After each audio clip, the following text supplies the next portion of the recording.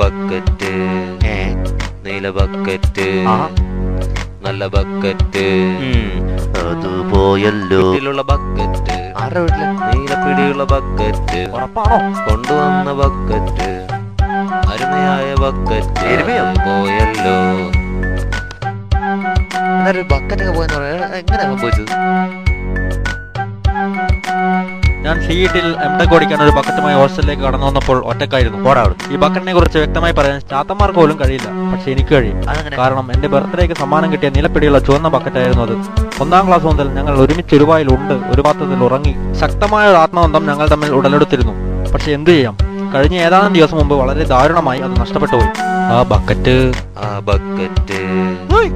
നീല ബക്കറ്റ് നല്ല ബക്കറ്റ് പയ്യെ അത് പോയല്ലോ. നന്നായി. എന്തായാലും ഈ ബക്കറ്റ് പോയത് എങ്ങനെയാണെന്ന് എനിക്ക് നന്നായിട്ട് അറിയാം. ഇതിന് പിന്നിൽ ഒരു ബക്കറ്റ് മാഫിയ തന്നെ പ്രവർത്തിക്കുന്നുണ്ടെന്ന് മുടസാർ പറഞ്ഞിട്ടുണ്ട്. അതുകൊണ്ട് ഞാൻ ഹോസ്റ്റൽ യൂണിയന് കംപ്ലൈന്റ് ഒന്നും കൊടുത്തിട്ടില്ല. എന്റെ അവസ്ഥ കണ്ട് മനസ്സറിഞ്ഞ ഏതോ ഒരാൾ മെസ്സിൽ പോസ്റ്റർ ഇട്ടതുകൊണ്ട് ഇപ്പോൾ മനസ്സമാധാനത്തോടെ ജീവിക്കും. അയാളോ? ഇനി ഏതായാലും ഇങ്ങനൊരു സംഭവം ഉണ്ടാവാൻ വഴിയില്ല. കാരണം ആരും ഒന്നും മോഷ്ടിക്കരുതെന്ന് ഞാൻ റൂമിൽ എഴുതി വെച്ചിട്ടുണ്ട്.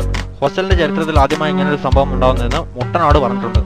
ജീവൻ കൊടുത്താലും ഞാൻ എന്റെ ബക്കറ്റ് തിരിച്ചു പിടിക്കും.